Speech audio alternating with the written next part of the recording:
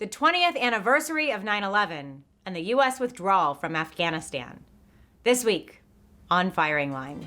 The leadership failures are legion within this administration. A freshman Republican representing Michigan's 3rd District, Congressman Peter Meijer is an Army veteran who served in Iraq, then spent 2 years on the ground in Afghanistan as a civilian supporting aid workers. As the U.S. evacuation descended into chaos, I stand squarely behind my decision. Meijer boarded a flight into Kabul to assess the operation for himself. What we did see was a very vulnerable security situation. We were not aware when they were en route. This is not the time to travel to Afghanistan. As America remembers the September 11th attacks on this 20th anniversary, and with questions about the future of Afghanistan and security at home, what does Congressman Peter Meijer say now? Firing Line with Margaret Hoover is made possible in part by Robert Granieri, Charles R. Schwab, the Fairweather Foundation, the Asness Family Foundation, and by corporate funding is provided by Stevens Inc. and Morgan Stanley. Representative Peter Meijer, welcome to Firing Line, and thank you for your service. Thank you for having me on. So as America marks the 20th anniversary of September 11th, how do you reflect now on the terror attacks our country suffered 2 decades ago? I think it's a moment that both feels still very recent in time, and in partially how seared it is into many of our memories and how formative a moment it was, especially somebody who was growing up and 9/11 occurred while I was in middle school. I think it very much shaped how we are in the world in this kind of post-Cold War moment, and also led to a lot of excesses. It led to a lot of mistakes. It's hard to look back at the unity that we felt on September 12th, at the hope for our ability to shape the world. And then now 2 decades later, see so much of that just crumbled to dust, whether it was our intervention in Afghanistan, whether it was our freighted involvement in Iraq. And again, feeling 2 decades ago like we were at our most united point, and now struggling to find a comparable series of divisions and tensions since maybe the 60s or 70s. You served in an Army intelligence battalion in Iraq. And after that, as a civilian, you worked in a non-governmental organization helping relief workers in Afghanistan. What called you to service? It was something I was certainly interested in before 9/11, but I think September 11th put a very fine point on just the opportunities to engage and the threats that we faced around the world. No longer could we look at something occurring half a world away and think it was isolated, that it wouldn't come back in some way, shape, or form. And I think the feeling that I felt, and I know many others in my generation felt this way, is that if somebody was going to be on that line, that we kind of had to join them, that we couldn't be bystanders. We couldn't just sit back and assume somebody else would carry that water. After 9/11, you supported America's war efforts, and you tell a story about how you even carried a pro-war poster around your high school in a backpack, just in case you stumbled across some anti-war protesters. Now, after serving in Iraq and working in Afghanistan as a civilian, you say that the defining characteristic of America's post-9/11 conflicts is, quote, futility. Walk me through how your view evolved. Yeah, I was very much a hawk when I was in high school. I founded our Teenage Republicans Club. Looking back, it was part of that belief that the U.S. could shape any positive impact through military force the rest of the world. That all we really needed to do was put some forces in the area, and they could topple whatever dictator or terrorist group or malevolent force was there, and then we could just leave and it'd be happily ever after. The reality is that in Afghanistan, the Taliban was emboldened by the longer-term U.S. presence. In Iraq, we uncorked a very messy sectarian situation that Saddam Hussein had kept repressed, leading to both Shia militia death squads supported by Iran and the rise of al-Qaeda in Iraq, and then the Islamic State of Iraq, and then the Islamic State of Iraq and Syria, ISIS.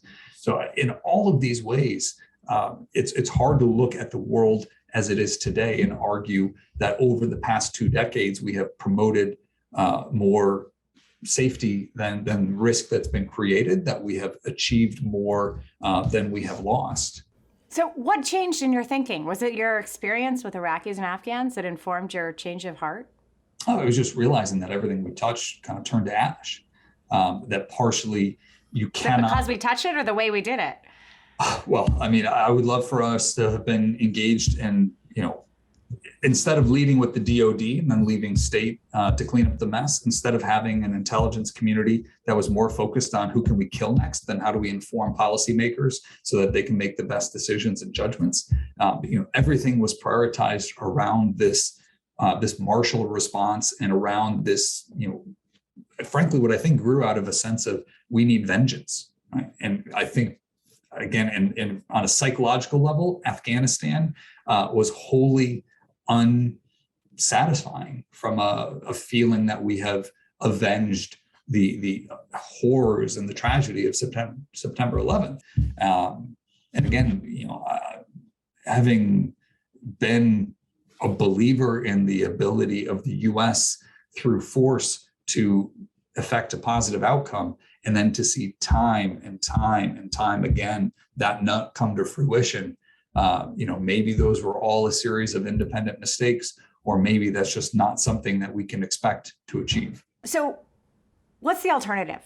What would have been the alternative in the wake of 9/11? I mean, and that's where the challenge lies. Obviously Iraq was a war that should not have been fought, that, we created a lot more damage and destruction than we prevented. And this is also the problem with having a degree of strategic impatience all around the world. The way that the U.S. engages is we do not have an overarching objective we seek to meet. We have a bunch of ideas and a bunch of opportunities, and we try to match the two together, but fundamentally look at the world as a series of problems to solve rather than long-term challenges to manage. So we'll focus on one area, get bored, leave, get distracted by something else. Meanwhile, while we're distracted elsewhere, that problem continues to metastasize. To me, that's one of the reasons why the fact that we didn't have enduring diplomatic or other intelligence engagement meant that we missed or didn't respond to the rise of ISIS in that region. We didn't address some of those tensions that were exacerbating.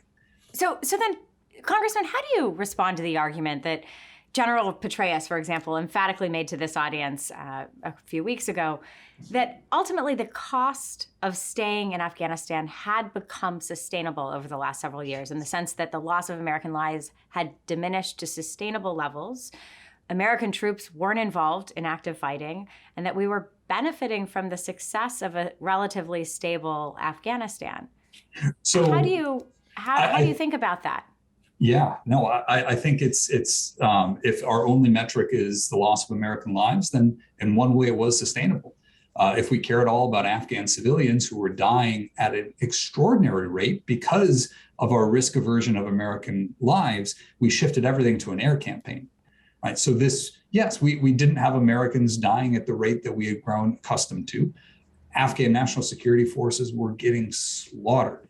Afghan civilians were getting slaughtered. We were losing those battles because we can say, oh, we're so sorry that we accidentally killed your mother, sister, husband, father, brother. We're sorry that happened. Here's a $2,000 Salacia payment to try to make that right.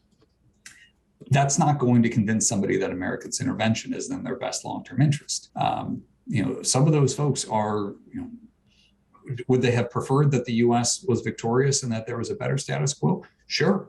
But to them, the fall of Kabul meant the end of a war that had taken a punishing cost and a punishing toll. So I frankly find the idea that we had some type of sustainable outcome or sustainable status quo laughable and frankly offensive to the folks who were dying in droves. Congressman, tell me how your experience serving in Afghanistan and in Iraq informed your decision as a member of Congress to make that trip back to Afghanistan to observe the American evacuation of Kabul with Democratic Congressman and fellow war veteran Seth Moulton. Yeah, there's no replacement for what you see on the ground. I mean, that was something that I was highly critical of the State Department while I was in Afghanistan in 2013 to 2015. They never left the embassy. To me, there's no alternative to being in a community, to seeing how folks are reacting, what the feel is like, what the emotional register is. So what did you see? I mean, what did you see on the ground? Because, I mean, in the reporting about your trip, you indicate that your mind was changed when you got to the airport in Kabul about the August 31st withdrawal deadline. What did you see there that changed your opinion? I will say we saw a security situation that was so much more vulnerable, untenable than I would have expected U.S. forces would ever be in. I mean, maybe with the exception of some remote valleys in Kunar, I can't think of a time that U.S. military troops have been so exposed, have had such a disadvantageous position, and we're just so vulnerable. I mean, we were completely dependent on the benevolence of the Taliban for our evacuation efforts. They could have launched a single mortar round and disabled that runway, and we'd be dealing with a combination of Kaysan and Tehran. I mean, we had no leverage. We had no negotiating position. Looking at how those gates were managed at the airport, specifically Abbey Gate, which is where the suicide bomber struck a few days later, tragically killing 11 Marines, a soldier, and a Navy corpsman. Just the impossibility of securing that, at just how close and in proximity U.S. forces and the Taliban were at some of the other conversations we had with the generals on the ground, that again actually gave us information that was not the deception, not the misinformation that we were hearing, or just inaccuracies we were hearing from the State Department, from the Department of Defense, from the National Security Advisor, from President Biden himself. But just that whole fact that we were sitting there getting fed breadcrumbs, when there was no real confidence that anybody had their hand, on the rudder, that there was any direction, from DOD, from state, that they were, and this was confirmed when we were on the ground, this was all folks trying to do their best to manage chaos. You did receive criticism. I know you're aware of it. You still stand by your decision to go. I do. I would say the only thing that took me by surprise is I did not realize how white hot with rage the White House and the State Department would be at having been, frankly, embarrassed. I mean, they didn't know we were there. I mean, it kind of shines a light on just how chaotic and disorganized from leadership level this whole process has been. If you're talking to folks or you have friends who are on the ground who are, saying, I'm staying here tonight because the Taliban showed up at my house yesterday, that feeling of impotence, that feeling that not only have we betrayed these individuals who put faith in us, but we are actively looking the other way while they get hunted down. That's not something that I can sleep at night, trying to wash my hands of. But the White House wanted to do that. The sort of democratic machine lockstep wanted to put this past because they think that optics control reality, and that's not the case. You referenced the suicide bomber at the Abbey Gate that detonated just after you left, a few days after you left. Is it your view that American men and women who made the ultimate sacrifice that day were ordered into a situation with unnecessary risk factors? I would say certainly unnecessary risk factors in terms of the Kabul airport on the whole. I will say, and this is why I think that their service is some of the most selfless of any folks we've seen in the post 9/11 era, specifically that, there have been known risks and there were just inevitable vulnerabilities. The easy risk averse thing to do would have been just to lock the gate and say, sorry for those who can't get past. But they made the conscious decision to keep that gate open as long as possible to get as many people through as possible. So, I mean, I think there are plenty of lives that have been lost in Iraq and Afghanistan where you can say, what did they die for? In the case of the 13 who died at Abbey Gate, they died so that others may live, so that gate could be kept open so that people could get to safety. Yeah. So there's a lot of things to be very critical about. I'll be very critical about the fact that folks were put in that position to begin with at Kabul airport. But how our forces on the ground manage that, I hold a tremendous amount of respect and admiration. It was some of the most impressive, local leadership and then just American resiliency I've ever seen. President Biden did commit to getting interpreters out of Afghanistan who served side by side with our troops. You are a part of a bipartisan group of House members who introduced legislation in June to help protect Afghan allies. Is the process broken? I don't think there was a process. It took until the end of July for these first flights to start, and it was a trickle when we needed a torrent. Yeah. So to say I'm cynical and angry and frustrated is quite an understatement on this issue. The president made a commitment to get those folks out. He also committed he wouldn't leave until we got all Americans who wanted to leave out of Afghanistan. That did not happen by August 31st. That was a commitment he made. I don't know if he intended to make it or if he was off script, but it was certainly not something he followed through on. We can't change history, but we can change how we react in this present and make sure we do right by those who stood alongside us. Earlier this week, the Taliban claimed control of the Panjshir province, this final resistance holdout. President Biden has said that recognizing the Taliban government is a, quote, long way off. But haven't we already recognized them in a certain way, both in the deal that the Trump administration made in Doha and also in the shared security during the evacuation from Kabul? Yeah, there were plenty of dark jokes, and it was an absurd scenario, an upside down scenario, not lost on anybody at Kabul airport, that the Taliban were functionally our host nation security partners. We were having regular meetings, deconflicting, coordinating activities. Recognition of the Taliban is frankly the last piece of leverage that the U.S. has. The degree to which they care or seek out legitimacy or standing on the world stage. And that's very much an open question. It's clear that the Taliban are not the, hipster reform, forward-looking element. 4 of the 5 individuals who were released from Guantanamo Bay are now in the upper echelons of the Taliban's leadership, released from Guantanamo Bay in exchange for Bo Bergdahl. So this is, there's a lot of retreads. There's a lot of kind of institutional power brokers. There's a lot of folks with a lot of blood on their hands. Now, Afghan government had a lot of folks with blood in their hands too. So, this is a very messy situation, no matter which way it's going to unfold. But it is a bit absurd to have an interior minister who has either a $5 or $10 million bounty on his head still from the Department of Justice. You've said that President Biden and his administration have lied repeatedly to the American people and to Congress over the course of the withdrawal. There are hardliners in the Republican Party who said that Biden should resign or face impeachment. Listen, you are somebody I know who takes impeachment very seriously, as you were one of the 10 Republicans who actually voted for President Trump's second impeachment after the riots at the Capitol on January 6th. Is President Biden's botched evacuation from Afghanistan grounds for impeachment proceedings, in your view? I think it very well could be.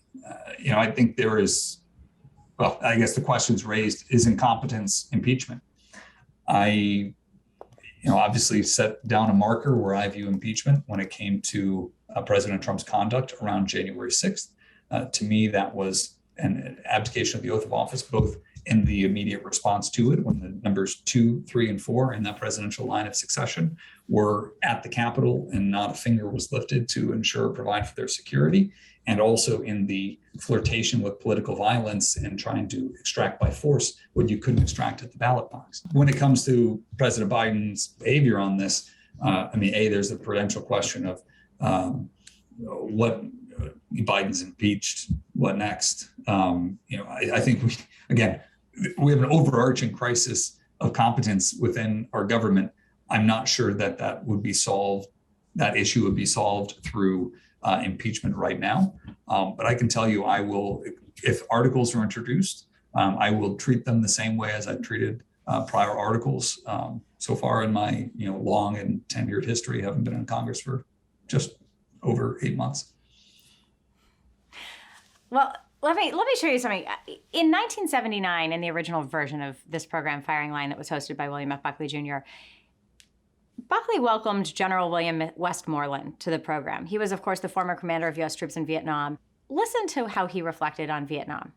Is there a sense in which you have let down the American people by any failure to dramatize the high risk of ignoring military advice Well, I think you're quite right. There are perceptions as you have described them. The Vietnam War was a sour experience for the American public, and you do allude to the fact that maybe the military should have been a little bit more vocal and should have been more forthcoming with their advice. And I think there's merit to that argument. As a veteran and a member of Congress who visited Kabul in the final hours, do you think the military should have been more vocal with President Biden about the risks of withdrawing in such a short time frame? I am a little bit surprised that we haven't seen the resignations that I think we should have seen, that members of the military, and this is always it's a delicate subject in civil military engagement, right? At what point do you push forward and say, I'm going to, we have civilian control. You can't have somebody pushing forward and trying to overrule, that civilian decision. At the same time, you as a member of the military, as a senior leadership, are, by sticking in that role, by sticking with that position, validating, even if you don't agree with the course of action, you're validating the leadership that chose that course of action by continuing to serve. I think this is one of the reasons why, and we saw with Secretary of Defense Mattis, when he disagreed with President Trump's decision on Syria, he resigned. I think that's what we should have seen in this Afghanistan withdrawal. And again, you can make the argument that after the fall of Kabul, well, I don't want to cause more instability. Fine, sure. So where are the resignations now? But are you saying that it's the Defense Department's fault and it's the military's fault? Or do you lay the blame also at the feet of the State Department or the NSC or the White House? 100% all of the above. I mean, what we saw does not take place because there was one breakdown in one place. I think the ultimate accountability obviously lies with the president, who appointed and directed and established the priorities for these individuals. And then within the State Department, it obviously lies with the Secretary of State, within the Defense Department, with the Secretary of Defense, within the NSC, with the National Security Advisor. All of these entities and all of these bodies were integral to this failure. Right now, 20 years after 9/11, every conceivable terrorist organization, maybe with the exception of Al-Qaeda, every conceivable terrorist organization is leaps and bounds more influential than they were 2 decades ago. And where we have several groups that have sprung up that didn't exist, that have come to be able to control territory in large swaths, at least temporarily. This was something we never saw in the pre-9/11 environment. Help me just understand then, who should resign? Is it political leadership? I think there should be political resignations. I'm surprised that and again, there's a difference between resigning because you disagree with the course of action. That window is passed, right? The Mattis-like resignation, that window passed. Right now, it's resigning because you realize that the lack of fitness to perform the job that you're currently doing. And the National Security Advisor? I have said, and will, if all four principles, if the Secretary of State, if the National Security Advisor, if the Secretary of Defense, if the Chairman of the Joint Chiefs of Staff, if all four of them are still in their roles 6 months from now, shame on us. I mean, that just reflects such a desire to move past, to view the fall of Kabul as a speed bump to get by, rather than as a pivotal moment in our foreign policy engagement and in the failures of our national security establishment to reckon with. Do you have concerns? Because there are some security experts, Congressman, who say that it's really, truly, under those conditions, only a matter of time before extremist groups reconstitute themselves in Afghanistan, regenerate, and again threaten U.S. security and our interests. How likely does that seem to you? I certainly think it's possible. I think it's also important to note that not everything is about us, that there are plenty of others with more regional ambitions. There's a lot of different ways this can shake out. Not necessarily just Al-Qaeda feeling they have enough space that's reconstituted, because they never really lost that space in the Pakistani tribal areas. So if it's just looking for a void, for a vacuum to be able to reconstitute, there are other opportunities out there. The Taliban know that we could drop a lot of bombs very quickly. The U.S. is very capable of killing people. We're not really great at figuring out how to get them to safely be in a position to be governed. But we could still wreak damage. But there is a very fair question on what the U.S. appetite is. America marks the 20th anniversary of the 9/11 attacks this weekend. How will you be spending this weekend? I think, checking in with friends. I think that's, especially since the fall of Kabul, coming after this just embarrassing, shameful, depressing, dispiriting collapse in Afghanistan. And not just that, but the moral injury or the slap in the face on top of that moral injury of leaving folks behind. There were ways in the aftermath of 9/11 to feel like, that tremendous loss and that tremendous suffering could bring about a more positive outcome. That the U.S. was woken up to a risk in the world that we would then move to address or shape or prevent from occurring again. And it's hard to feel 2 decades on like anything positive has resulted today. Congressman Peter Meijer, thank you for your service and thank you for your time here today on this 20th anniversary of 9/11. Thank you. Firing Line with Margaret Hoover is made possible in part by Robert Granieri, Charles R. Schwab, the Fairweather Foundation, the Asness Family Foundation, and by corporate funding is provided by Stevens Inc. and Morgan Stanley.